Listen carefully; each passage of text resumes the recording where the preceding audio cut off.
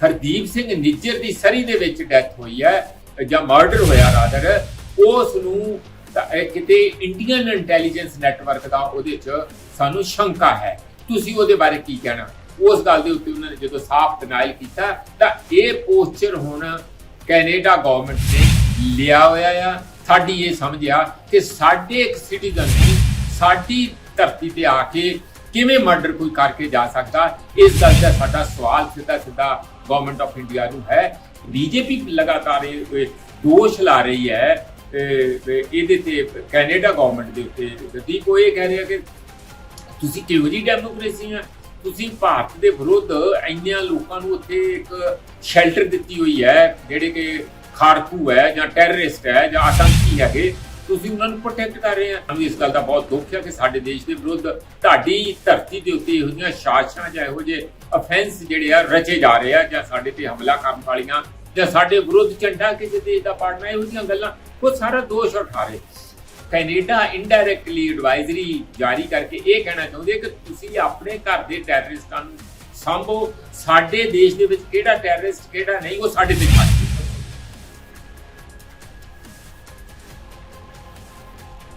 ਉਹਦਾ ਹਸਬੈਂਡ ਉਹਦੇ ਕੋਲੋਂ ਸਾਰੇ ਅਧਿਕਾਰ ਲੈ ਕੇ ਤੇ ਲੋਕਾਂ ਨੂੰ ਡੀਲ ਕਰਦਾ, ਯਾਰ ਉਹਨੂੰ ਕੀ ਪਤਾ ਆ ਦਸਤਖਤ ਕਰ ਜੀ ਜਾਂ ਅੰਗੂਠਾ ਲਾ ਜੀ, ਬਸ ਇੰਨਾ ਕੰਮ। ਇਹ ਸਸ਼ਕਤੀਕਰਨ ਨਹੀਂ ਹੈ ਸੋਨੀਆ ਗਾਂਧੀ ਜੀ, ਤੁਹਾਡੇ ਹਸਬੈਂਡ ਨੇ ਕੀਤਾ ਜ਼ਰੂਰ।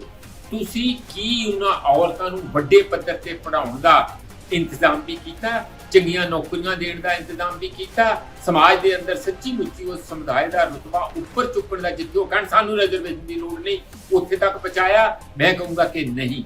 ਆਪਣਾ 50% ਦਾ ਹਿੱਸਾ ਜਾਂ 49% ਜਿੰਨੀਆਂ ਵੀ ਔਰਤਾਂ ਸਾਡੇ ਸਮਾਜ ਦੇ ਵਿੱਚ ਹੈ, ਉਹਨਾਂ ਨੂੰ ਅਜੇ ਵੀ ਬਰਾਬਰ ਦਾ ਰੁਤਬਾ ਬਰਾਬਰ ਅਸੀਂ ਨਹੀਂ ਲਿਆ ਸਕੇ। ਵੀ ਜੇ ਔਰਤ ਨੂੰ ਨਹੀਂ ਲਿਆ ਸਕੇ ਤੇ ਦਲਿਤ ਨੂੰ ਕਿਵੇਂ ਲਿਆਉਣਾ ਸੀ? ਉਹਨਾਂ ਦੀ ਰਿਜ਼ਰਵੇਸ਼ਨ ਤੇ 75% ਅੱਜ ਵੀ ਹੈਗੀ।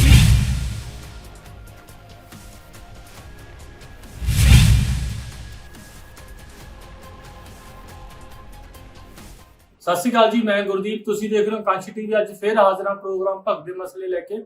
ਅੱਜ ਗੱਲਬਾਤ ਕਰਨ ਲਈ ਸਾਡੇ ਨਾਲ ਮੌਜੂਦ ਨੇ ਪ੍ਰੋਫੈਸਰ ਮਜੀਦ ਸਿੰਘ ਜੀ। ਸਵਾਗਤ ਹੈ ਪ੍ਰੋਫੈਸਰ ਤੁਹਾਡਾ।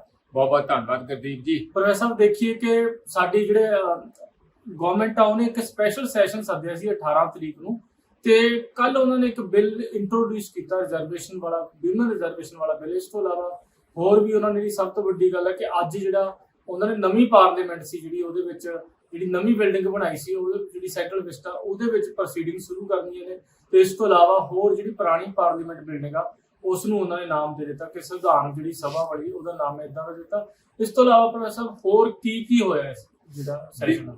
ਦੇਖੋ, ਜਿਹੜਾ ਵਿਮਨ ਰਿਜ਼ਰਵੇਸ਼ਨ ਬਿੱਲ ਆ, ਇਹ ਬਹੁਤ ਪੁਰਾਣੀ ਕਹਾਣੀ ਚੱਲੀ ਆ ਰਹੀ ਹੈ। ਸੋਨੀਆ ਗਾਂਧੀ ਪਾਰਲੀਮੈਂਟ ਦੇ ਵਿੱਚ ਬੋਲ ਰਹੀ ਸੀ, ਉਹਨਾਂ ਨੇ ਕਿਹਾ ਸੀਗਾ ਕਿ ਮੇਰੇ ਹਸਬੈਂਡ ਰਾਜੀਵ ਗਾਂਧੀ ਨੇ ਇਹ ਵਿਮਨ ਰਿਜ਼ਰਵੇਸ਼ਨ ਦਾ ਸਭ ਤੋਂ ਪਹਿਲਾਂ ਮੁੱਦਾ ਚੁੱਕਿਆ ਸੀ। ਜਦੋਂ ਪੰਚਾਇਤਾਂ ਦਾ ਐਕਟ ਆਇਆ ਸੀ, 73ਵੀਂ ਸੋਧ ਆਈ ਸੀ ਜਾਂ 74ਵੀਂ ਸੋਧ ਆਈ ਸੀ, ਤੇ ਉਹਦੇ 'ਚ ਔਰਤਾਂ ਲਈ ਤੀਜਾ ਹਿੱਸਾ ਜਿਹੜੀਆਂ ਰਿਜ਼ਰਵੇਸ਼ਨ ਉਹ ਉਦੋਂ ਇੰਟਰੋਡਿਊਸ ਹੋਈ ਸੀ। ਤਾਂ ਆਪਾਂ ਜਾਣਦੇ ਹਾਂ ਕਿ ਪੰਜਾਬ ਦੇ ਅੰਦਰ ਵੀ ਵਿਮਨ ਦੀ, ਜਿਹਨੂੰ ਕਹਿੰਦੇ ਆ ਕਿ ਵਿਮਨ ਔਰਤਾਂ ਸਰਪੰਚ ਬਣਦੀਆਂ, ਇਸ ਤਰ੍ਹਾਂ ਹੀ ਮੁਹੱਲਿਆਂ ਦੇ ਵਿੱਚ, ਹੋਰਨਾਂ ਦੇ ਵਿੱਚ ਸਾਰੀ ਜਗ੍ਹਾ ਇਹ ਹੈਗਾ। ਤਾਂ ਇਹ ਰਿਜ਼ਰਵੇਸ਼ਨ ਜਿਹੜੀ ਹੈ ਉਹ ਇਸ ਬੜੇ ਮਾਣ ਨਾਲ ਗੱਲ ਕਹਿ ਰਹੇ ਸੀਗੇ ਕਿ ਵਿਮਨ ਬਾਰੇ ਜਾਂ ਵਿਮਨ ਨੂੰ ਕੋਈ ਇਸ ਕਿਸਮ ਦੀ ਸੁਰੱਖਿਆ ਮਿਲਣੀ ਚਾਹੀਦੀ ਹੈ, ਕਿਉਂਕਿ ਉਹਨਾਂ ਨੂੰ ਸਮਾਜ ਦੇ ਅੰਦਰ ਓਪਨਲੀ ਕੰਪੀਟ ਨਹੀਂ ਕਰ ਦਿੱਤਾ ਜਾਂਦਾ। ਤਾਂ ਇਹ ਇੱਕ ਰਾਖਵੇਂਕਰਨ ਰਾਹੀਂ ਹੀ ਉਹ ਸਾਡੀ ਜਿਹੜੀ ਪਬਲਿਕ ਲਾਈਫ ਹੈਗੀ ਆ, ਜਿਹਦੇ ਵਿੱਚ ਇਹ ਸੰਸਥਾਨ ਬਹੁਤ ਅਹਿਮ ਆ, ਪੰਚਾਇਤਾਂ ਹੋਈਆਂ ਜਾਂ ਲੋਕਲ ਬਾਡੀਜ਼ ਹੋਈਆਂ, ਉਹਦੇ ਵਿੱਚ ਉਹ ਸ਼ਾਮਲ ਹੋ ਕੇ ਤੇ ਆਪਣੀ ਮਹੱਤਤਾ, ਇੱਕ ਔਰਤ ਦੀ ਕੀ ਅਹਿਮੀਅਤ ਹੈ ਪਬਲਿਕ ਸਰਵੈਂਟ ਦੇ ਤੌਰ ਤੇ, ਉਹ ਉਹਨਾਂ ਨੂੰ ਅਹਿਸਾਸ ਹੋਊਗਾ। ਇੱਕ ਕਹਿ ਲਓ ਤੁਸੀਂ ਕਿ ਆਨ ਦੀ ਜੌਬ ਟ੍ਰੇਨਿੰਗ ਹੋਊਗੀ। ਇਸ ਗੱਲ ਦੀ ਤੇ ਉਹ ਅਹਿਸਾਸ ਕਰਵਾ ਰਹੇ ਸੀਗੇ ਕਿ ਮੋਦੀ ਜੀ ਇਹ ਕੋਈ ਪਹਿਲੀ ਵਾਰੀ ਨਹੀਂ ਹੈ ਕਿ ਇਹ ਲੈ ਕੇ ਗੱਲ ਆਏ ਆ ਤੇ ਅੱਜ ਅਸੀਂ ਇਹਦੇ ਤੇ ਚਰਚਾ ਕਰ ਰਹੇ ਹਾਂ। ਨਾਲ ਹੀ ਇਹ ਸਾਨੂੰ ਪਤਾ ਕਿ ਇਹ ਮੇਰਾ ਖਿਆਲ 96 ਵਿੱਚ ਪਹਿਲੀ ਵਾਰੀ ਸਭ ਤੋਂ ਬਿੱਲ ਪੇਸ਼ ਹੋਇਆ ਸੀ। ਤੇ ਦੇਖ ਲਓ ਹਰ ਵਾਰੀ ਕੋਈ ਰੇੜਕਾ ਪੈਂਦਾ ਸੀ, ਕਦੀ 14 ਚ ਪੈ ਗਿਆ, ਉਦੋਂ ਪਹਿਲਾਂ ਪੈ ਗਿਆ, 98 ਚ ਪੈ ਗਿਆ, 99 ਚ ਪੈ ਗਿਆ, ਕਿੰਨੀ ਵਾਰੀ ਇਹਦੇ ਚ ਰੇੜਕਾ ਪਿਆ। 27 ਸਾਲਾਂ ਤੋਂ ਬਾਅਦ ਹੁਣ ਲੱਗਦਾ ਹੈ ਕਿ INDIA ਵੱਲੋਂ ਜਿਹੜਾ ਇੱਕ ਧੜਾ ਹੈਗਾ ਵਿਰੋਧੀ ਪਾਰਟੀਆਂ ਦਾ ਜਮਾਵੜਾ ਔਰ ਈਵਨ ਰੂਲਿੰਗ ਵੱਲੋਂ, ਦੋਨਾਂ ਵੱਲੋਂ ਇਸ ਗੱਲ ਦੀ ਸਹਿਮਤੀ ਹੈ ਕਿ ਹਾਂ ਵਿਮਨ ਰਿਜ਼ਰਵੇਸ਼ਨ ਬਿੱਲ ਪਾਸ ਹੋਣਾ ਚਾਹੀਦਾ। ਮੈਨੂੰ ਮੇਰੇ ਇਹਦੇ ਬਾਰੇ ਅੱਛਾ ਹਾਂ ਮੈਂ ਇਹ ਗੱਲ ਵੀ ਇੱਥੇ ਜ਼ਰੂਰ ਗੁਰਦੀਪ ਜੀ ਨਾਲੋਂ ਨਾਲ ਦੱਸ ਦਿਆਂ ਕਿ ਇਹ ਜੇ ਰਿਜ਼ਰਵੇਸ਼ਨ ਪਾਸ ਹੋ ਵੀ ਜਾਂਦਾ, ਜਿਹੜਾ ਕਿ ਜਿਹਦੀ ਉਮੀਦ ਹੈ ਕਿ ਸਮਝੋ ਤੁਸੀਂ ਹੋ ਗਿਆ, ਉਹਦੀ ਇੱਕ ਖਾਸੀਅਤ ਇਹ ਹੈਗੀ ਕਿ ਉਹਦੇ ਰਿਜ਼ਰਵੇਸ਼ਨ ਦੇ ਵਿੱਚ ਵੀ ਰਿਜ਼ਰਵੇਸ਼ਨ ਹੈ। ਕਿਉਂਕਿ ਮਾਇਆਵਤੀ ਕਾਫੀ ਇਸ ਗੱਲ ਦੇ ਉੱਤੇ ਕਹਿ ਰਹੇ ਸੀ ਬਾਰ-ਬਾਰ ਕਿ ਦੇਖੋ SC ST ਦੀ ਰਿਜ਼ਰਵੇਸ਼ਨ ਹੋਣੀ ਉਹਦੇ 'ਚ ਜ਼ਰੂਰੀ ਹੈ, ਜਦ ਕਿ OBC ਵਾਲੇ ਜਿਹੜੇ ਸੈਕਸ਼ਨ ਆ ਉਹਨਾਂ ਨੇ ਵੀ ਕਿਹਾ ਕਿ ਸਾਡੀ ਵੀ ਰਿਜ਼ਰਵੇਸ਼ਨ ਹੋਣੀ ਚਾਹੀਦੀ ਹੈ। ਉਹਨਾਂ ਦੀ ਆਵਾਜ਼ ਨੂੰ ਸੋਨੀਆ ਗਾਂਧੀ ਨੇ ਆਪਣੇ ਤੌਰ ਤੇ ਪਾਰਲੀਮੈਂਟ ਦੇ ਵਿੱਚ ਆਪਣੇ ਜਿਹੜੇ ਉਹਨਾਂ ਨੂੰ 10 ਮਿੰਟ ਬੋਲਣ ਲਈ ਮਿਲੇ ਬਿੱਲ ਦੇ ਉੱਤੇ, ਉਹਨਾਂ ਨੇ ਉਸ ਨੂੰ ਪਰਿਭਾਸ਼ਿਤ ਕੀਤਾ ਕਿ ਹਾਂ ਉਹਨਾਂ ਨੂੰ ਵੀ ਰਿਜ਼ਰਵੇਸ਼ਨ ਔਰਤਾਂ ਦੇ ਵਿੱਚ ਮਿਲਣੀ ਚਾਹੀਦੀ ਹੈ। ਇਹ ਨਾ ਹੋਵੇ ਕਿ ਔਰਤਾਂ ਨੂੰ ਰਿਜ਼ਰਵੇਸ਼ਨ ਦੇ ਵਿੱਚ ਉਹੀ ਮਿਨਿਸਟਰਾਂ ਦੀਆਂ ਉਹਨਾਂ ਦੀਆਂ ਬੀਵੀਆਂ, ਹੋਰ ਇੱਕ ਹਸਬੈਂਡ ਵੀ ਜਿਹੜਾ ਮਿਨਿਸਟਰ ਬਣ ਗਿਆ, ਬੀਵੀ ਵੀ ਨਾਲ ਮਿਨਿਸਟਰ ਆ, ਜਿਸ ਤਰ੍ਹਾਂ ਇੱਕੋ ਡਿਪਾਰਟਮੈਂਟ ਦੇ ਵਿੱਚ ਦੋ ਟੀਚਰ ਕਈ ਵਾਰੀ ਸਾਡੇ ਜਾਂ ਸਰਕਾਰੀ ਮਹਿਕਮੇ 'ਚ ਦੋ IAS ਅਫਸਰ ਹਸਬੈਂਡ ਵਾਈਫ ਲੱਗ ਜਾਂਦੇ ਆ। ਕਿ ਇਹੋ ਜਿਹਾ ਕੰਮ ਤਾਂ ਨਹੀਂ ਸ਼ੁਰੂ ਹੋ ਜਾਊਗਾ ਕਿ ਉਹ ਔਰਤਾਂ ਜਿਨ੍ਹਾਂ ਨੂੰ ਅਸਲ ਵਿੱਚ ਸਸ਼ਕਤ ਕਰਨਾ ਹੈਗਾ ਗੁਰਦੀਪ, ਉਹ ਤੇ ਉਸ ਤਰ੍ਹਾਂ ਹੀ ਪਛੜੀਆਂ ਦੀਆਂ ਪਛੜੀਆਂ ਰਹਿ ਜਾਣ, ਔਰ ਜਿਹੜੀਆਂ ਆਲਰੇਡੀ ਸਸ਼ਕਤ ਹੈ, ਜਿਹੜੀਆਂ ਕਿ ਮਰਦਾਂ ਦੇ ਬਰਾਬਰ ਹਰ ਕਿਸਮ ਦਾ ਬੌਧਿਕ ਤੌਰ ਤੇ, ਸਰੀਰਕ ਤੌਰ ਤੇ, ਹਰ ਕਿਸਮ ਦੀ ਉਹ ਜਾਂ ਸਮਾਜਿਕ ਤੌਰ ਤੇ ਜਾਂ ਕਿਸੇ ਵੀ ਸੰਸਥਾਨਾਂ 'ਚ ਪਾਰਟਿਸਿਪੇਸ਼ਨ ਦਾ ਉਹਨਾਂ ਦਾ ਕਿਸੇ ਕਿਸਮ ਦਾ ਵੀ ਕੋਈ ਪਿੱਛੇ ਨਹੀਂ ਹੈਗੀਆਂ। ਉਹ ਜਿਸ ਤਰ੍ਹਾਂ ਜਿਹੜੀਆਂ ਔਰਤਾਂ ਪਾਇਲਟ ਬਣ ਰਹੀਆਂ ਜਾਂ ਹੋਰ ਔਰਤਾਂ ਹੈਗੀਆਂ, ਉਹ ਸਮਝ ਲਓ ਕਿ ਉਹ ਪਹਿਲਾਂ ਹੀ ਸਸ਼ਕਤ ਹੈ। ਜਾਂ ਜਿਨ੍ਹਾਂ ਦੇ ਘਰਾਂ ਦੇ ਵਿੱਚ ਪੋਲਿਟਿਕਸ ਪਿਛਲੇ 25 30 ਜਾਂ 50 ਜਾਂ 100 ਸਾਲ ਦੀ ਬੜੀ ਹੋਈ ਹੈ, ਉਹਨਾਂ ਦੇ ਘਰ ਦੀਆਂ ਔਰਤਾਂ ਵੀ ਉਨੀਆਂ ਹੀ ਜਾਗਰੂਕ ਹੈਗੀਆਂ।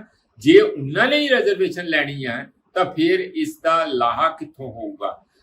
ਇਸ ਗੱਲ ਦਾ ਇੱਕ ਜ਼ਰੂਰ ਚਰਚਾ ਨਾਲੋਂ ਨਾਲ ਚੱਲ ਰਹੀ ਹੈ। ਕਿਉਂਕਿ ਵੈਸੇ ਇਹ ਕਿੱਡੀ ਕੋਈ ਮਾਣ ਵਾਲੀ ਗੱਲ ਨਹੀਂ ਹੈ। ਮੈਂ ਰਿਜ਼ਰਵੇਸ਼ਨ ਦੇ ਹੱਕ ਵਿੱਚ ਹਾਂ ਭਈ, ਇੰਜ ਨਾ ਸਮਝਿਆ ਜਾਏ, ਪਰ ਇਹ ਕੋਈ ਮਾਣ ਵਾਲੀ ਗੱਲ ਨਹੀਂ ਕਿ ਅਸੀਂ ਔਰਤਾਂ ਨੂੰ ਰਿਜ਼ਰਵੇਸ਼ਨ ਰਾਹੀਂ ਅੱਗੇ ਲੈ ਕੇ ਆ ਰਹੇ ਹਾਂ। ਇਹਦਾ ਮਤਲਬ ਸਾਡਾ ਸਮਾਜ ਇਹ ਆਦਮੀ ਪ੍ਰਧਾਨ ਅਜੇ ਇੰਨਾ ਉਹਨਾਂ ਦੀ ਸਮਾਜਿਕ ਤੌਰ ਤੇ ਇੰਨੀ ਜਕੜਿਆ ਕਿ ਔਰਤ ਨੂੰ ਉਹ ਕੁਝ ਨਹੀਂ ਸਮਝਦਾ। ਅਜੇ ਵੀ ਉਹਨਾਂ ਨੂੰ ਆਪਣੇ ਪੈਰਾਂ ਭਾਰ ਅਸੀਂ ਪੈਰਾਂ ਤੇ ਖੜੇ ਹੋਣ ਦੀ ਇਜਾਜ਼ਤ ਨਹੀਂ ਦਿੱਤੀ ਹੋਈ, ਜਾਂ ਉਹ ਜੇ ਚਾਹੁੰਦੀਆਂ ਤੇ ਉਹਨਾਂ ਨੂੰ ਅਸੀਂ ਹਰ ਕਿਸਮ ਦੀ ਡਿਸਕ੍ਰਿਮੀਨੇਸ਼ਨ ਰਾਹੀਂ ਪਿੱਛੇ ਹੀ ਰੱਖਦੇ ਹਾਂ ਕਿ ਚਲੋ ਜੀ ਇਹਨਾਂ ਨੂੰ ਕੀ ਪਤਾ। ਇਸ ਕਰਕੇ ਇਹ ਜਿਹੜਾ ਐਟੀਟਿਊਡ ਆ ਉਸ ਨੂੰ ਕੰਪਨਸੇਟ ਕਰਨ ਲਈ ਸਾਨੂੰ ਰਿਜ਼ਰਵੇਸ਼ਨ ਕਰਨੀ ਪੈ ਰਹੀ ਹੈ। ਇਸ ਲਈ ਜਿੱਥੇ ਮਾਣ ਵਾਲੀ ਗੱਲ ਹੈ ਜਾਂ ਸ਼ੁਭ ਸਗਨ ਹੈਗਾ ਕਿ ਔਰਤਾਂ ਨੂੰ ਮੌਕਾ ਮਿਲੂਗਾ, ਉੱਥੇ ਇਹ ਦੇਖਣ ਵਾਲੀ ਗੱਲ ਵੀ ਹੈ ਕਿ ਅਸੀਂ 75 ਸਾਲਾਂ ਦੇ ਵਿੱਚ ਆਪਣਾ 50% ਦਾ ਹਿੱਸਾ ਜਾਂ 49% ਜਿੰਨੀਆਂ ਵੀ ਔਰਤਾਂ ਸਾਡੇ ਸਮਾਜ ਦੇ ਵਿੱਚ ਹੈ, ਉਹਨਾਂ ਨੂੰ ਅਜੇ ਵੀ ਬਰਾਬਰ ਦਾ ਰੁਤਬਾ ਬਰਾਬਰ ਅਸੀਂ ਨਹੀਂ ਲਿਆ ਸਕੇ। ਤੇ ਜੇ ਔਰਤ ਨੂੰ ਨਹੀਂ ਲਿਆ ਸਕੇ ਤੇ ਦਲਿਤ ਨੂੰ ਕਿਵੇਂ ਲਿਆਉਣਾ ਸੀ? ਉਹਨਾਂ ਦੀ ਰਿਜ਼ਰਵੇਸ਼ਨ ਤੇ 75% ਅੱਜ ਵੀ ਹੈਗੀ। ਉਹ ਰਿਜ਼ਰਵੇਸ਼ਨ ਵੀ ਇੱਕ ਉਸੇ ਹੀ ਸੈਕਸ਼ਨ 'ਚ ਬਾਰ-ਬਾਰ ਘੁੰਮੀ ਜਾਂਦੀ ਹੈ ਜਿੱਥੇ ਜਿਹੜੇ ਪਹਿਲਾਂ ਹੀ ਸਸ਼ਕਤ ਹੋ ਚੁੱਕੇ ਆ, ਉਹਨਾਂ ਦੀ ਇੱਕ ਵਾਰੀ ਦੋ ਵਾਰੀ ਰਿਜ਼ਰਵੇਸ਼ਨ ਰਾਹੀਂ ਉਹਨਾਂ ਦੇ ਬੱਚੇ, ਉਹਨਾਂ ਦੇ ਪਰਿਵਾਰ ਅੱਗੇ ਤੋਂ ਅੱਗੇ। ਇਹ ਇੱਕ ਵੀ ਡਿਬੇਟ ਛਿੜਨੀ ਚਾਹੀਦੀ ਹੈ ਕਿ ਰਿਜ਼ਰਵੇਸ਼ਨ ਨਾਲ ਕੀ ਸਮਾਜ ਦੇ ਵਿੱਚ ਸੱਚੀ ਮੁੱਚੀ ਉਹਨਾਂ ਦਲਿਤਾਂ ਦਾ, ਔਰਤਾਂ ਦਾ ਰੁਤਬਾ ਉੱਪਰ ਹੋ ਜਾਊ। ਮੈਨੂੰ ਲੱਗਦਾ ਕਿ ਇਹਦੀ ਨੋਸ਼ਨਲੀ ਤੇ ਹੁੰਦਾ, ਥੋੜਾ ਬਹੁਤ ਤੇ ਹੁੰਦਾ ਕਾਨੂੰਨ ਬਣਨ ਦੇ ਨਾਲ ਜਾਂ ਇਹੋ ਜੀ ਰਿਜ਼ਰਵੇਸ਼ਨ ਦੇ ਨਾਲ, ਪਰ ਸਬਸਟੈਂਸ਼ੀਅਲੀ ਜਦੋਂ ਵਾਕਿਆ ਹੀ ਔਰਤ ਜਿਹਨੂੰ ਰਿਜ਼ਰਵੇਸ਼ਨ ਦੀ ਵੀ ਲੋੜ ਨਾ ਪਏ, ਵਾਕਿਆ ਹੀ ਉਹ ਦਲਿਤ ਸਮੁਦਾਇ ਜਿਹਨੂੰ ਰਿਜ਼ਰਵੇਸ਼ਨ ਦੀ ਵੀ ਲੋੜ ਨਾ ਪਏ, ਤੁਸੀਂ ਕਹੋ ਰਿਜ਼ਰਵੇਸ਼ਨ ਲੈ ਲਓ, ਕਹੋ ਮੈਨੂੰ ਕੋਈ ਲੋੜ ਨਹੀਂ ਹੈ, ਮੈਂ ਆਪਣੀ ਰੋਟੀ ਆਪ ਕਮਾ ਕੇ ਖਾ ਸਕਦਾ, ਮੈਨੂੰ ਰਿਜ਼ਰਵੇਸ਼ਨ ਆਪਣੀ ਨਾਲ ਰੱਖੋ। ਇਹ ਮੇਰੇ ਲਈ ਤੋਹੀਨ ਵਾਲੀ ਗੱਲ ਹੈ, ਮੇਰੇ ਲਈ ਇੱਕ ਮੈਨੂੰ ਕਮਜ਼ੋਰ ਸਮਝਣ ਵਾਲੀ ਗੱਲ ਹੈ। ਇਸੇ ਕਰਕੇ ਮੈਨੂੰ ਰਿਜ਼ਰਵੇਸ਼ਨ ਮਿਲਦੀ ਹੈਗੀ ਤੇ ਮੈਂ ਹੁਣ ਕਮਜ਼ੋਰ ਨਹੀਂ ਆ। ਕਿਸ ਦਿਨ ਉਹ ਕਹਿਣਗੇ ਉੱਠ ਕੇ ਕਿ ਮੈਨੂੰ ਰਿਜ਼ਰਵੇਸ਼ਨ ਦੀ ਲੋੜ ਨਹੀਂ, ਅਸੀਂ ਤੁਹਾਡੇ ਮੁਕਾਬਲੇ ਤੇ ਖੜੇ ਹੋ ਸਕਦੇ। ਇਹ ਦਿਨ ਲਿਆਉਣ ਲਈ ਸਾਨੂੰ ਅਲੱਗ ਕਿਸਮ ਦੀਆਂ ਮਿਹਨਤਾਂ ਵੀ ਕਰਨੀਆਂ ਪੈਣਗੀਆਂ, ਭਾਵੇਂ ਉਹ ਆਦੀਵਾਸੀ ਆ, ਭਾਵੇਂ ਉਹ OBC ਹੈ, ਭਾਵੇਂ ਉਹ ਸ਼ਡਿਊਲਡ ਕਾਸਟ ਸਾਡੇ ਪਛੜੀਆਂ ਸ਼੍ਰੇਣੀਆਂ ਦੇ ਆ, ਜਾਂ ਸਾਡੇ ਔਰਤਾਂ ਦਾ ਮਾਮਲਾ ਹੈਗਾ। ਅਸੀਂ ਰਿਜ਼ਰਵੇਸ਼ਨ ਰੱਖ ਕੇ ਮਗਰੋਂ ਭੁੱਲ ਜਾਂਦੇ ਆ ਤੇ ਇਹ ਨਹੀਂ ਕਦੀ ਵੀ ਧਿਆਨ ਦਿੰਦੇ ਕਿ ਅਸਲ ਵਿੱਚ ਉਹਦਾ ਬੈਨੀਫਿਟ ਕਿਹੜੇ ਬੰਦਿਆਂ ਨੂੰ ਕਿੱਡੇ ਵੱਡੇ ਪੱਧਰ ਤੇ ਹੋਇਆ, ਔਰ ਕੀ ਉਹ ਬੰਦੇ ਜਿਨ੍ਹਾਂ ਨੇ ਰਿਜ਼ਰਵੇਸ਼ਨ ਲਈ ਉਹ ਲੀਡਰ ਬਣ ਕੇ ਆਪਣੇ ਹੀ ਸਮੁਦਾਇ ਨੂੰ, ਔਰਤ ਨੂੰ, ਦਲਿਤਾਂ ਨੂੰ, ਆਦੀਵਾਸੀਆਂ ਨੂੰ, ਕੀ ਉਹਨਾਂ ਨੂੰ ਉੱਪਰ ਚੁੱਕਣ ਵਿੱਚ ਉਹਨਾਂ ਨੇ ਕੋਈ ਬਿੱਲ ਪਾਸ ਕਰਾਏ, ਕੁਝ ਉਪਰਾਲਾ ਕੀਤਾ, ਕੋਈ ਮੂਵਮੈਂਟਾਂ ਲੜੀਆਂ, ਕੋਈ ਲੀਡਰ ਦੇ ਤੌਰ ਤੇ ਅੱਗੇ ਆ ਕੇ ਉਹਨਾਂ ਨੂੰ ਰਾਹਤ ਪਹੁੰਚਾਈ? ਉੱਥੇ ਦਿਖਦਾ ਨਹੀਂ। ਹਰ ਕੋਈ ਆਪੋ ਆਪਣੀਆਂ ਮਸਤੀ ਰਿਜ਼ਰਵੇਸ਼ਨ ਵਾਲੀ ਲੈ ਕੇ ਤੇ ਬਾਅਦ ਵਿੱਚ ਭੁੱਲ ਜਾਂਦੇ ਆ ਕਿ ਜਿਸ ਕਰਕੇ ਰਿਜ਼ਰਵੇਸ਼ਨ ਮਿਲੀ ਸੀ ਉਸ ਸਮੁਦਾਇ ਦਾ ਕੀ ਬਣਿਆ, ਇਹ ਸਵਾਲ ਜਿਉਂ ਦਾ ਤਿਉਂ ਖੜਾ ਰਹੂਗਾ। ਇੱਕੋ ਮੈਂ ਐਗਜ਼ਾਮਪਲ ਦੇ ਦੇਣਾ, ਇੱਕ ਤੇ ਮੈਂ ਕਹਿ ਹੀ ਦਿੱਤਾ ਹੈ ਕਿ ਦਲਿਤ ਸਮੁਦਾਇ ਨੂੰ ਲਾਰਜ ਸਕੇਲ ਨੂੰ 95% ਨੂੰ ਕੋਈ ਫਾਇਦਾ ਅਜੇ ਤੱਕ ਰਿਜ਼ਰਵੇਸ਼ਨ ਦਾ ਨਹੀਂ ਮਿਲਿਆ, ਕਿਉਂਕਿ ਉਹਨਾਂ ਨੂੰ ਪੜ੍ਹਨ ਦੇ ਮੌਕੇ ਨਹੀਂ, ਕਿਉਂਕਿ ਉਹਨਾਂ ਨੂੰ ਨੌਕਰੀ ਨਹੀਂ ਮਿਲਦੀ, ਕਿਉਂਕਿ ਪਬਲਿਕ ਸੈਕਟਰ ਦੇ ਵਿੱਚ ਹੀ ਰਿਜ਼ਰਵੇਸ਼ਨ ਹੈ। ਪਬਲਿਕ ਸੈਕਟਰ ਬਹੁਤ ਨੈਰੋ ਹੋ ਗਿਆ ਨੌਕਰੀਆਂ ਦੇਣ ਲਈ, ਇਸ ਲਈ ਉਸ ਦਾ ਬਹੁਤ ਲਿਮਟਿਡ ਸਹਾਰਾ ਬਣਿਆ। ਇਹ ਤੇ ਮੈਂ ਗੱਲ ਕਹਿ ਹੀ ਰਿਹਾ। ਦੂਸਰੇ ਪਾਸੇ ਜਿੱਥੇ ਰਿਜ਼ਰਵੇਸ਼ਨ ਔਰਤਾਂ ਨੂੰ ਵੀ ਦਿੱਤੀ ਹੈ ਗੁਰਦੀਪ, ਉਹਨਾਂ ਦਾ ਵੀ ਤੁਸੀਂ ਹਾਲ ਦੇਖ ਲਓ। ਪਿੰਡਾਂ ਦੀਆਂ ਸਰਪੰਚ, ਉਹ ਸਰਪੰਚ ਜਾ ਕੇ ਉਹਦਾ ਹਸਬੈਂਡ ਜਿਹੜਾ ਸਰਪੰਚ ਨਹੀਂ ਆ, ਔਰਤ ਸਰਪੰਚ ਆ, ਉਹ ਸਾਰਿਆਂ ਨੂੰ ਸਰਪੰਚ ਉਹੀ ਆਪਣੇ ਆਪ ਨੂੰ ਦੱਸਦਾ ਵੀ ਮੈਂ ਸਰਪੰਚ ਆ। ਓਏ ਆ ਜਾ ਭਾਗ ਕੋਰੇ ਅੰਦਰ, ਇੱਥੇ ਹੁਣ ਤੂੰ ਭੂਕਣਾ ਹੀ ਮਾਰੀ ਜਾਣਾ ਅੱਗ ਬਾਲਣ ਲਈ। ਵੈਸੇ ਤੇ ਹੁਣ ਉਹ ਭੂਕਣਾ ਭੂਕਦੇ ਜਾਣਦੇ ਨਹੀਂ ਹੁੰਦੇ, ਉਹਦੇ ਨਾਲ ਅੱਗ ਬਾਲਣ ਲਈ ਹੁੰਦੀ ਸੀ, ਅੱਧੀ ਸਿਰ 'ਚ ਸਵਾਹ ਪੈਂਦੀ ਸੀ, ਅੱਧੀ ਚਲੋ ਉਹ ਵਿਚਾਰੀ ਉਸ ਤਰੀਕੇ ਦੇ ਕੰਮ 'ਚ ਲੱਗੀ ਆ, ਟੱਬਰ ਪਾਲਣ ਲੱਗੀ ਆ, ਮੱਝਾਂ ਨੂੰ, ਹੋਰਨਾਂ ਨੂੰ, ਗਾਵਾਂ ਨੂੰ ਇੱਧਰ ਉੱਧਰ ਬੰਨਣ। ਉਹਨੂੰ ਨਹੀਂ ਪਤਾ ਕਿ ਮੈਂ ਸਰਪੰਚ ਆ ਤੇ ਇਹਦੀ ਮੇਰੇ ਲਈ ਕੀ ਮਹੱਤਤਾ, ਕਿਉਂਕਿ ਉਹਨੂੰ ਪੜ੍ਹਾਇਆ ਨਹੀਂ, ਉਹਨੂੰ ਮੌਕਾ ਨਹੀਂ ਦਿੱਤਾ, ਉਹਨੂੰ ਸਮਝਾਇਆ ਨਹੀਂ ਕਿ ਤੂੰ ਸਰਪੰਚ ਆ। ਉਹਦਾ ਹਸਬੈਂਡ ਉਹਦੇ ਕੋਲੋਂ ਸਾਰੇ ਅਧਿਕਾਰ ਲੈ ਕੇ ਤੇ ਲੋਕਾਂ ਨੂੰ ਡੀਲ ਕਰਦਾ, ਯਾਰ ਉਹਨੂੰ ਕੀ ਪਤਾ, ਆ ਦਸਖਤ ਕਰ ਦੀ ਜਾਂ ਅੰਗੂਠਾ ਲਾ ਦੀ, ਬਸ ਇੰਨਾ ਕੰਮ। ਐਸ ਸ਼ਕਤੀਕਰਨ ਨਹੀਂ ਹੈ ਸੋਨੀਆ ਗਾਂਧੀ ਜੀ, ਤੁਹਾਡੇ ਹਸਬੈਂਡ ਨੇ ਕੀਤਾ ਜ਼ਰੂਰ। ਤੁਸੀਂ ਕੀ ਉਹਨਾਂ ਔਰਤਾਂ ਨੂੰ ਵੱਡੇ ਪੱਧਰ ਤੇ ਪੜ੍ਹਾਉਣ ਦਾ ਇੰਤਜ਼ਾਮ ਵੀ ਕੀਤਾ, ਚੰਗੀਆਂ ਨੌਕਰੀਆਂ ਦੇਣ ਦਾ ਇੰਤਜ਼ਾਮ ਵੀ ਕੀਤਾ, ਸਮਾਜ ਦੇ ਅੰਦਰ ਸੱਚੀ ਮੁੱਚੀ ਉਸ ਸਮੁਦਾਇ ਦਾ ਰੁਤਬਾ ਉੱਪਰ ਚੁੱਕਣ ਦਾ, ਜਿੱਥੇ ਉਹ ਕਹਿਣ ਸਾਨੂੰ ਰਿਜ਼ਰਵੇਸ਼ਨ ਦੀ ਲੋੜ ਨਹੀਂ, ਉੱਥੇ ਤੱਕ ਪਹੁੰਚਾਇਆ? ਮੈਂ ਕਹੂੰਗਾ ਕਿ ਨਹੀਂ। ਜੇ ਇਹ ਨਹੀਂ ਤਾਂ ਇਹ ਮਹਿਜ ਇੱਕ ਜ਼ਿਆਦਾ ਰਾਜਨੀਤਿਕ ਡਰਾਮਾ, ਵੋਟ ਬਟੋਰੂ ਪਲਾਏ ਹੈਗਾ, ਇੱਕ ਉਹਦੇ ਲਈ ਦਾ ਪੇਚ ਹੈਗਾ। ਅਦਰਵਾਈਜ਼ ਮੈਨੂੰ ਗੁਰਦੀਪ ਬਹੁਤੀਆਂ ਆਸਾਂ ਇਹੋ ਜਿਹੀਆਂ ਗੱਲਾਂ ਤੋਂ ਨਹੀਂ ਹੁੰਦੀਆਂ। ਪ੍ਰੋਫੈਸਰ ਸਾਹਿਬ, ਇਸ ਤੋਂ ਇਲਾਵਾ ਗੱਲ ਕਰੀਏ, ਇੱਕ ਪਾਸੇ ਸਾਡੇ ਦੇਸ਼ ਦੀ ਪਾਰਲੀਮੈਂਟ ਦਾ ਸੈਸ਼ਨ ਚੱਲ ਰਿਹਾ, ਦੂਜੇ ਪਾਸੇ ਜਸਟਿਨ ਟਰੂਡੋ ਜਿਹੜੇ ਕੈਨੇਡਾ ਦੇ ਪ੍ਰਧਾਨ ਮੰਤਰੀ ਹਨ, ਉਹਨਾਂ ਨੇ ਸਟੇਟਮੈਂਟ ਜਾਰੀ ਕੀਤੀ ਆ। ਪਿਛਲੇ ਮਹੀਨੇ ਦੇ ਵਿੱਚ ਸਾਡੇ ਜਿਹੜੇ ਪੰਜਾਬ ਤੋਂ ਸਿੱਖ ਕਾਰਕੁਨ ਜਿਹੜੇ ਉੱਥੇ ਹਰਦੀਪ ਸਿੰਘ ਨਿੱਜਰ ਸੀ, ਜਿਹੜੇ ਉੱਥੋਂ ਕੈਨੇਡਾ ਦੇ ਜਿਹੜੇ ਵਾਸੀ ਹੈਗੇ ਸੀ, ਉਹਨਾਂ ਦੀ ਜਿਹੜੀ ਡੈਥ ਹੋਈ ਸੀ, ਉਹਦੇ ਪਿੱਛੇ ਜਸਟਿਨ ਟਰੂਡੋ ਨੇ ਕਿਹਾ ਕਿ ਉਹਦੇ ਪਿੱਛੇ ਕਨਸਪੀਰੈਂਸੀ ਇੰਡੀਅਨ ਗਵਰਨਮੈਂਟ ਦੀ। ਇੱਕ ਪਾਸੇ ਜਿਹੜੀ ਸਾਡੀ ਦੇਸ਼ ਦੀ ਸਰਕਾਰ ਆ, ਜਿਹੜੀ ਸਾਡੇ ਦੇਸ਼ ਦੇ ਪ੍ਰਧਾਨ ਮੰਤਰੀ ਸਾਹਿਬ ਬਾਰ-ਬਾਰ ਕਹਿੰਦੇ ਨੇ ਕਿ we are the mother of democracy, ਤੇ ਦੂਜੇ ਪਾਸੇ ਜਦੋਂ ਉਹਨਾਂ ਨੇ ਸਟੇਟਮੈਂਟ ਦਿੱਤੀ ਉਸ ਤੋਂ ਬਾਅਦ ਹਿੱਲ ਗਏ ਨੇ। ਕਾਫੀ ਜਿਹੜੇ ਦੇਸ਼ ਨੇ ਉਹਨਾਂ 'ਚ ਵੀ ਚਰਚਾ ਹੋਣੀ ਸ਼ੁਰੂ ਹੋ ਗਈ ਆ। ਸਾਡੇ ਦੇਸ਼ ਦੇ ਵਿੱਚ ਜਿਹੜੇ ਇਹਨਾਂ ਦੀਆਂ ਹਿੰਦੂ ਵਰਸਸ ਸਿੱਖ ਦੁਬਾਰਾ ਹੋਣ ਲੱਗ ਗਿਆ। ਵੱਡੇ ਤੋਂ ਵੱਡੇ ਜਿਹੜੇ ਅਧਿਕਾਰੀ ਨੇ, ਵੱਡੇ ਤੋਂ ਵੱਡੇ ਕਈ ਇੱਦਾਂ ਦੇ ਹੈਗੇ ਨੇ ਜਿਨ੍ਹਾਂ ਦੇ ਦਿਮਾਗ ਦੇ ਵਿੱਚ ਉਹੀ ਆਰਐਸਐਸ ਜਾਂ ਹਿੰਦੂ ਵਰਸਸ ਸਿੱਖ ਜਾਂ ਜਾਤ ਪਾਤ ਵਾਲੀ ਰਾਜਨੀਤੀ ਆ, ਉਹ ਵੀ ਸਟੇਟਮੈਂਟਾਂ ਦੇਣ ਲੱਗ ਗਏ ਨੇ। ਕਾਫੀ ਸਿੱਖਾਂ ਦੇ ਖਿਲਾਫ ਵੀ ਸਟੇਟਮੈਂਟਾਂ ਦਿੱਤੀਆਂ ਜਾ ਰਹੀਆਂ ਨੇ। ਉਧਰ ਜਸਟਿਨ ਟਰੂਡੋ ਦੇ ਉੱਤੇ ਵੀ ਟੈਗ ਲਗਾਏ ਜਾ ਰਹੇ ਨੇ। ਪ੍ਰੋਫੈਸਰ ਸਾਹਿਬ, ਕੀ ਮਸਲਾ ਸੀ? ਦੇਖੋ, ਇੱਕ ਤੇ ਦੋਵਾਂ ਦੇਸ਼ਾਂ 'ਚ ਚੋਣਾਂ ਹੋਣੀਆਂ, ਇੰਡੀਆ 'ਚ ਵੀ ਹੋਣੀਆਂ ਤੇ ਉੱਥੇ ਵੀ ਹੋਣੀਆਂ। ਇੰਡੀਆ ਦੇ ਵਿੱਚ ਹੋ ਸਕਦਾ ਹਿੰਦੂ ਸਮੁਦਾਇ ਨੂੰ ਖੁਸ਼ ਕਰਨ ਲਈ ਇੰਡੀਅਨ ਸਰਕਾਰ ਵੱਲੋਂ ਕੋਈ ਇਹੋ ਜਿਹੇ ਐਫਰਟ ਕੀਤੇ ਹੋਣ ਕਿ ਜਿਹਦੇ ਨਾਲ ਇੰਜ ਲੱਗੇ ਕਿ ਅਸੀਂ ਜਿਹੜਾ ਸਿੱਖ ਟੈਰਰਿਜ਼ਮ ਜਾਂ ਸਿੱਖ ਮਿਲੀਟੈਂਸੀ ਆ, ਖਾੜਕੂਵਾਦ ਆ, ਉਸ ਨੂੰ ਅਸੀਂ ਨਕੇਲ ਪਾ ਰਹੇ ਹਾਂ। ਕਿਉਂਕਿ ਵਾਰ-ਵਾਰ ਇਹ ਹੋ ਰਿਹਾ ਸੀ ਕਿ ਇਹੋ ਜਿਹੇ ਬੜੇ ਜਿਹੜੇ ਪ੍ਰਤੱਖ ਤੌਰ ਤੇ ਜਿਹੜੇ ਪਬਲਿਕ ਡੈਮੋਨਸਟ੍ਰੇਟ ਕਰਦੇ ਸੀਗੇ ਇੰਗਲੈਂਡ ਦੇ ਵਿੱਚ, ਲੰਡਨ 'ਚ ਜਾਂ ਹੋਰਨਾਂ ਜਗ੍ਹਾ ਦੇ ਉੱਤੇ, ਇੰਡੀਅਨ ਕੈਨੇਡਾ ਦੇ ਵਿੱਚ ਇਹੋ ਜਿਹੇ ਮੁਜ਼ਾਹਰੇ ਹੋ ਰਹੇ ਸੀਗੇ, ਤੇ ਜਿਹਦੇ ਵਿੱਚ ਸਿੱਧੀਆਂ ਖਾਲਿਸਤਾਨ ਦੀਆਂ ਕਿਲਕਲੀਆਂ ਵੱਜਣੀਆਂ ਜਾਂ ਭਾਰਤ ਦੀ ਸਰਕਾਰ ਨੂੰ ਉਹਦੇ 'ਚ ਨਿੰਦਣਾ, ਉਸ ਕਿਸਮ ਦਾ ਉੱਥੇ ਚੱਲ ਰਿਹਾ ਸੀਗਾ। ਤੁਹਾਨੂੰ ਪਤਾ, ਝੰਡਾ ਪਾੜਨਾ ਜਾਂ ਵੈਸੀ ਦਾ ਉਸ ਕਿਸਮ ਦਾ ਇਹ ਵੀ ਉਹਦੇ ਵਿੱਚ ਕਾਫੀ ਕੁਝ ਦਰਜ ਸੀ। ਤੇ ਸਾਡੀ ਇੰਡੀਅਨ ਸਰਕਾਰ ਬੜੀ ਦੇਰ ਤੋਂ ਕੁਝ ਕੁ ਲੋਕਾਂ ਨੂੰ ਟੈਰਰਿਸਟ ਘੋਸ਼ਿਤ ਕਰ ਚੁੱਕੀ ਸੀ, ਤੇ ਔਰ ਉਹ ਚਾਹੁੰਦੇ ਸੀਗੇ ਕਿ ਇਹ ਬੰਦਿਆਂ ਨੂੰ, ਸਾਨੂੰ ਭਾਰਤ ਗਵਰਨਮੈਂਟ ਆਫ ਇੰਡੀਆ ਨੂੰ ਫੜਾਇਆ ਜਾਏ, ਪਰ ਉਹੋ ਜਿਹਾ ਕਦੀ ਉਹ ਨਾਕਾਮਯਾਬ ਹੋਣ ਕਰਕੇ ਹੁਣ ਇਹ ਚਰਚਾ ਇਹ ਚੱਲ ਗਈ ਹੈ ਕਿ ਜਿਹੜੇ 3 ਬੰਦੇ, ਇੱਕ ਜਿਹੜਾ ਪਰਮਜੀਤ ਸਿੰਘ ਪੰਜਵਾੜ 6 ਮਈ ਨੂੰ ਇਸ ਸਾਲ ਜਿਹੜਾ ਲਾਹੌਰ ਦੇ ਵਿੱਚ ਜਦੋਂ ਸੈਰ ਕਰਨ ਬਾਹਰ ਨਿਕਲਿਆ, ਮੋਟਰਸਾਈਕਲਿਸਟ 2 ਆਏ, ਉਹਨੂੰ ਮਾਰ ਦਿੱਤਾ। ਹਾਲਾਂਕਿ ਉਹਦੇ ਕੋਲ ਆਪਣੇ ਬਾਡੀਗਾਰਡ ਵੀ ਸੀ, ਉਹ ਉੱਥੇ ਦੇਖਦੇ ਧਰੇ ਦੇ ਧਰਾਏ ਰਹਿ ਗਏ। ਉਹ ਉੱਥੇ ਉਹਦੀ ਡੈਥ ਹੋ ਜਾਂਦੀ ਹੈ। ਤੁਹਾਨੂੰ ਪਤਾ ਕਿ ਉਹ ਖਾਲਸਾ ਕਮਾਂਡੋ ਫੋਰਸ ਦਾ ਹੈੱਡ ਸੀਗਾ। ਉੱਥੋਂ ਉਸ ਲਈ ਖਾਲਿਸਤਾਨ ਦੀ ਐਕਟੀਵਿਟੀ ਲਾਹੌਰ ਤੋਂ ਬੈਠ ਕੇ ਕਰ ਰਹੇ ਸੀ। ਇਹ 15 ਜੂਨ ਨੂੰ, ਮੈਂ ਜੇ ਗਲਤ ਨਾ ਹੋਵਾਂ ਤਾਂ ਇੰਗਲੈਂਡ ਦੇ ਵਿੱਚ ਬਰਮਿੰਗਮ ਦੇ ਵਿੱਚ ਇੱਕ ਹੋਰ ਇਸ ਤਰੀਕੇ ਨਾਲ ਖਾਲਿਸਤਾਨੀ ਅਵਤਾਰ ਸਿੰਘ ਖੰਡਾ, ਉਹ ਹਸਪਤਾਲ ਦੇ ਵਿੱਚ ਐਡਮਿਟ ਹੁੰਦਾ ਤੇ ਉੱਥੇ ਉਹਦੀ ਡੈਥ ਹੋ ਜਾਂਦੀ ਹੈ। ਕਹਿੰਦੇ ਕਿ ਉਹਦਾ ਬਲੱਡ ਕੈਂਸਰ ਦੇ ਨਾਲ ਉਹਦੀ ਡੈਥ ਹੋ ਗਈ ਹੈ। ਜਦਕਿ ਉਹਨਾਂ ਦਾ ਪਰਿਵਾਰ ਇਹ ਚਾਹੁੰਦਾ ਸੀ ਕਿ ਉਹਦੀ ਡੈੱਡ ਬੋਡੀ ਇੱਥੇ ਆਏ, ਉੱਥੇ ਆਪਣੇ ਪਿੰਡ ਦੇ ਵਿੱਚ ਉਹਦਾ ਸੰਸਕਾਰ ਕਰਨਾ ਚਾਹੁੰਦੇ ਸੀ।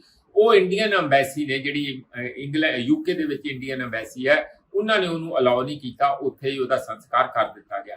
3 ਦਿਨ ਬਾਅਦ ਯਾਨੀ 18 ਤਰੀਕ ਨੂੰ ਫਿਰ ਇਹਦਾ ਮਰਡਰ ਹੋ ਜਾਂਦਾ ਹੈ ਨਿੱਜਰ ਦਾ, ਹਰਦੀਪ ਸਿੰਘ ਨਿੱਜਰ ਦਾ।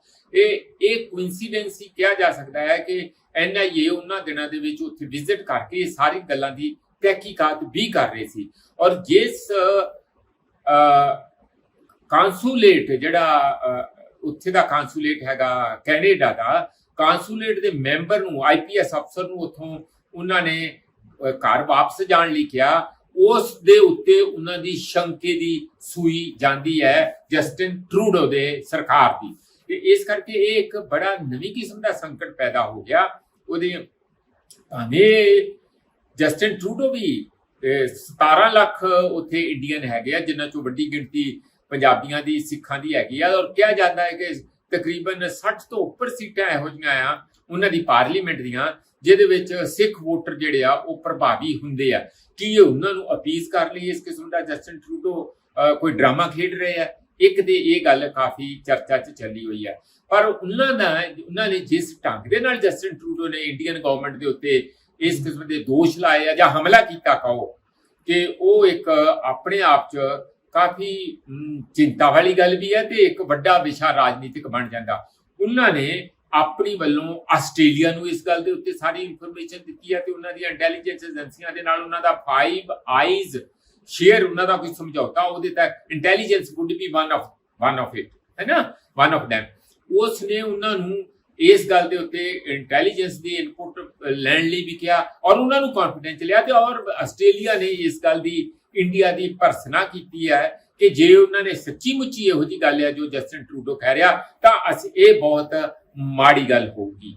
ਇਸ ਤਰੀਕੇ ਨਾਲ ਉਹਨਾਂ ਨੇ ਇੱਥੋਂ ਹੀ ਜਿਹੜੀ ਸਾਡੀ ਉਹਨਾਂ ਦੀ ਐਕਸਟਰਨਲ ਅਫੇਅਰਸ ਮਿਨਿਸਟਰ ਹੈਗੀ ਆ ਕੈਨੇਡਾ ਦੀ, ਜਦੋਂ ਇੱਥੇ 10 ਤਰੀਕ ਨੂੰ ਫਸ ਗਏ ਸੀਗੇ ਜਹਾਜ਼ ਖਰਾਬ ਹੋਣ ਕਰਕੇ ਜਸਟਿਨ ਟਰੂਡੋ, ਉਹਨਾਂ ਨੇ ਆਪਣੀ external affairs minister madam Joly ਉਹਨਾਂ ਨੂੰ ਭੇਜਿਆ ਉੱਥੇ ਇੰਗਲੈਂਡ ਕਿ ਤੁਸੀਂ ਜਾ ਕੇ ਦੱਸੋ ਕਿ ਸਾਡੀ ਪ੍ਰਧਾਨ ਮੰਤਰੀ ਨੇ ਕੋਈ ਗੱਲ ਨਹੀਂ ਸੁਣੀ, ਸਗੋਂ ਉਲਟਾ ਸਾਨੂੰ ਹੀ ਦੋਸ਼ ਦਿੱਤਾ ਸਾਡੇ ਇੰਡੀਅਨ ਪ੍ਰਧਾਨ ਮੰਤਰੀ ਨੇ, ਨਰਿੰਦਰ ਮੋਦੀ ਜੀ ਨੇ, ਕਿ ਦੇਖੋ ਜੀ ਤੁਹਾਡੇ ਉੱਥੇ ਜ਼ਮੀਨ ਦੇ ਉੱਤੋਂ ਇਹੋ ਜਿਹੀਆਂ ਟੈਰਰਿਸਟ ਐਕਟੀਵਿਟੀਜ਼ ਹੁੰਦੀਆਂ, ਤੁਸੀਂ ਉਹਨਾਂ ਤੇ ਨਕੇਲ ਨਹੀਂ ਪਾਉਂਦੇ।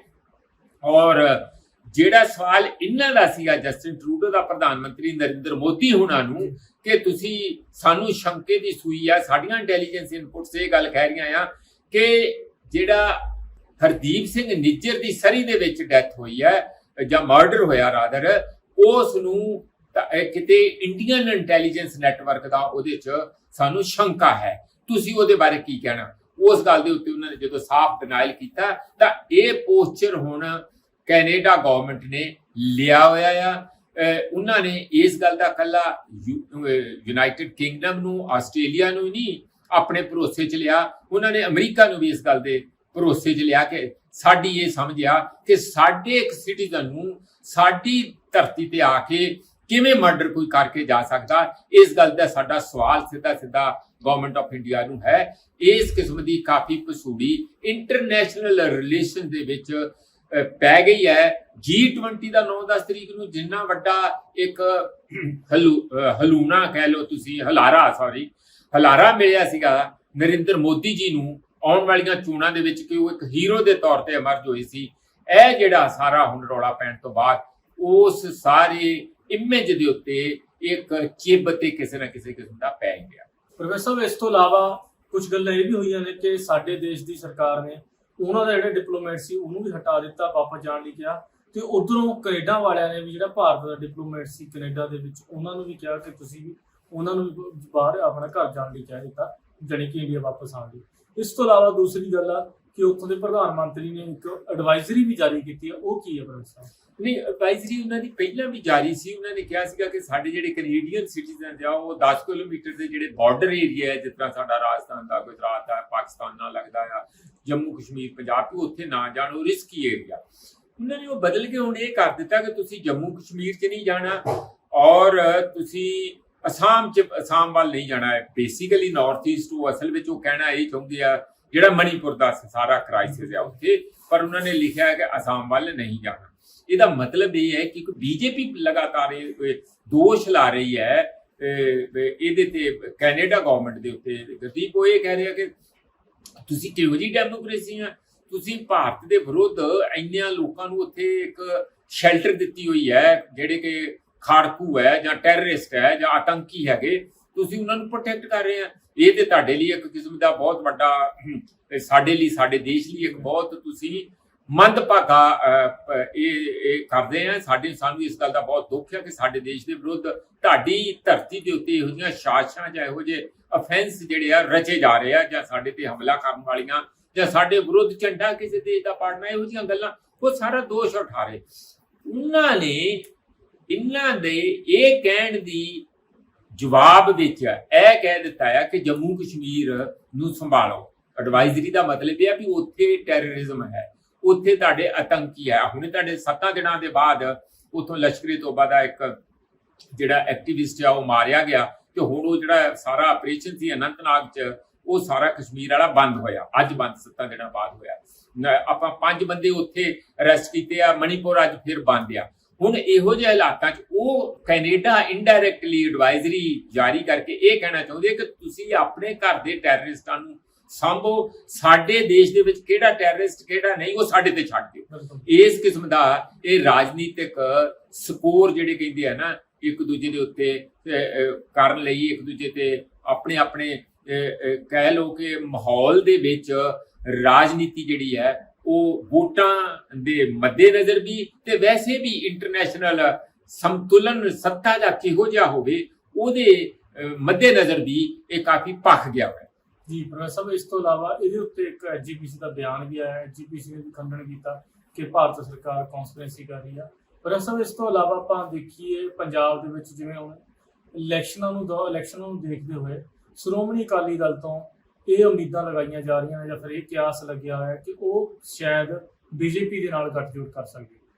ਇਹ ਅੱਜ ਮੈਂ ਨਿੱਕਾ ਜਿਹਾ ਬਿਆਨ ਪੜ੍ਹ ਰਿਹਾ ਸੀ ਗੁਰਦੀਪ, ਇਹ ਬੜੀ ਹੈਰਾਨੀ ਦੀ ਗੱਲ ਹੈ। ਇੱਕ ਪਾਸੇ ਤੇ ਪੇਚਾ ਪਿਆ ਹੋਇਆ ਆ ਕਿ ਜਿਹੜਾ ਪੰਜਾਬ ਦੇ ਅੰਦਰ ਕਾਂਗਰਸ ਤੇ ਆਪ ਰਲ ਕੇ ਲੜਨ ਜਾਂ ਇਹ ਆਪਸ ਵਿੱਚ ਟਕਰਾ ਚ ਲੜਨ। ਜੇ ਰਲ ਕੇ ਲੜਦੇ ਆ ਤੇ ਕਾਂਗਰਸ ਦਾ ਬਚਣਾ ਕੁਝ ਨਹੀਂ। ਮੇਰਾ ਤੇ ਖਿਆਲ ਹੈ ਕਿ ਕਾਂਗਰਸ ਪੰਜਾਬ ਦੀ ਤੇ ਘੱਟੋ ਘੱਟ ਇਸ ਗੱਲ ਤੇ ਅੜੀ ਰਹੂਗੀ ਕਿ ਅਸੀਂ ਟਕਰਾਅ ਦੇ ਵਿੱਚ ਰਹਿਣਾ।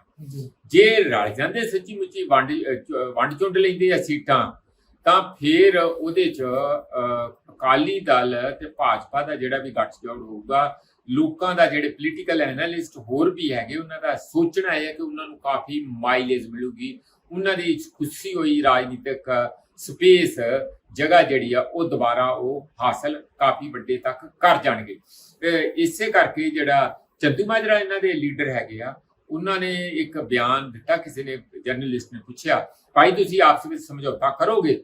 ਉਹਨਾਂ ਨੇ ਕਿਹਾ ਕਿ ਵੈਸੇ ਤੇ ਅਸੀਂ ਆਪਣੇ ਤੌਰ ਤੇ ਕਰ ਰਹੇ ਹਾਂ, ਪਰ ਜੇ ਸਾਨੂੰ ਰਾਜਨੀਤੀ ਵਿੱਚ ਕੁਝ ਵੀ ਹੋ ਸਕਦਾ ਤੇ ਮੈਂ ਇਸ ਗੱਲ ਤੋਂ ਮੁਨਕਰ ਨਹੀਂ। ਉਹਨਾਂ ਨੇ ਕਿਹਾ ਕਿ ਸਾਡਾ ਬਿਲਕੁਲ ਬੀਜੇਪੀ ਨਾਲ ਕਦੀ ਵੀ ਕੋਈ ਸਮਝੌਤਾ ਨਹੀਂ ਹੋ ਸਕਦਾ। ਤੇ ਜੇ ਇਸ ਗੱਲ ਨੂੰ ਉਹ ਕਹਿ ਰਹੇ ਆ, ਇਹਦਾ ਮਤਲਬ ਇੱਕ ਪਿਛਲ ਝਾਕ ਤੇ ਲਗਾਤਾਰ ਅਕਾਲੀ ਦਲ ਨੂੰ ਹੈ ਹੀ ਹੈ। ਪਰ ਇਸ ਗੱਲ ਦਾ ਫੈਸਲਾ ਨਾ ਤੇ ਜਿਹੜੇ ਆ ਚੰਦੂਮਾਜਰਾ ਜੀ ਨੇ ਕਰਨਾ, ਨਾ ਕਿਸੇ ਚੀਮਾ ਜਾਂ ਸੁਖਬੀਰ ਸਿੰਘ ਬਾਦਲ ਨੇ ਕਰਨਾ। ਉਹ ਆਉਣ ਵਾਲੇ ਦਿਨਾਂ ਦੇ ਵਿੱਚ ਕੁਝ ਮਹੀਨਿਆਂ ਜਾਂ ਹਫ਼ਤਿਆਂ ਦੇ ਅੰਦਰ ਅੰਦਰ ਹੀ ਰਾਜਨੀਤਿਕ ਕਿਵੇਂ ਸੰਤੁਲਨ, ਕਿਵੇਂ ਜੋੜ ਤੋੜ ਬਣਦਾ, ਉਹਦੇ ਆਧਾਰ ਤੇ ਹੀ ਇਹੋ ਜਿਹੇ ਫੈਸਲੇ ਲਏ ਜਾਣਗੇ। ਇਹ ਸਨ ਅੱਜ ਦੇ ਮੁੱਦੇ। ਅਗਲੇ ਐਪੀਸੋਡ ਦੇ ਵਿੱਚ ਕੁਝ ਨਵੇਂ ਮੁੱਦੇ ਲੈ ਕੇ ਆਵਾਂਗੇ। ਉਦੋਂ ਤੱਕ ਬਣੇ ਰਹਿਣ ਲਈ ਧੰਨਵਾਦ। ਹਰ ਤਰ੍ਹਾਂ ਦੀ ਖਬਰ ਸਭ ਤੋਂ ਪਹਿਲਾਂ ਵੇਖਣ ਲਈ ਸਬਸਕ੍ਰਾਈਬ ਕਰੋ ਚੈਨਲ ਕਾਂਸ਼ੀ ਟੀਵੀ। ਹਰ ਅਪਡੇਟ ਦਾ ਸੰਕੇਤ ਮਿਲਦਾ ਰਹੇ, ਦਬਾਓ ਬੈਲ ਆਈਕਨ ਅਤੇ ਲਾਈਕ ਕਰੋ ਫੇਸਬੁੱਕ ਪੇਜ ਕਾਂਸ਼ੀ ਟੀਵੀ।